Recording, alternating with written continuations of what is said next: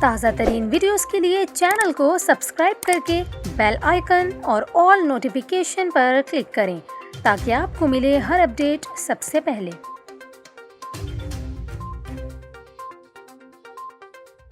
اور ابھی آپ کو بتائیں، حکومت سندھ نے کراچی میں موٹر سائیکل کی ڈبل سواری پر پابندی عائد کر دی۔ محکمہ داخلہ سندھ نے پابندی کا نوٹیفیکیشن بھی جاری کر دیا، جس کے مطابق پابندی کا اطلاق 8، 9 اور 10 محرم الحرام تک کے لیے ہوگا، جبکہ خواتین، بچوں، بوڑھوں اور صحافیوں کو پابندی سے استثناء حاصل ہوگا۔ دوسری جانب آپ کو بتائیں، پشاور میں 1 محرم سے 13 محرم الحرام تک دفعہ 144 نافذ کر دی گئی، جس کے تحت شہر میں ڈبل سواری، وال چاکنگ اور اشتعال انگیز تقاریر پر پابندی عائد ہوگی۔ صوبائی حکومت کے اعلامیے کے مطابق اسلحے کی نمائش اور اسلحہ ساتھ لے جانے پر بھی پابندی عائد کر دی گئی ہے، جبکہ افغان مہاجرین کے اپنے کیمپوں سے باہر نکلنے پر پابندی عائد ہوگی۔ اس کے علاوہ آپ کو بتائیں، جلوس کی گزرگاہوں میں آنے والے راستوں میں کھڑے ہونے پر بھی پابندی عائد ہوگی، جبکہ صرف اذان اور جمعے کے خطبے کے لیے لاؤڈ سپیکر کے استعمال کی اجازت ہوگی۔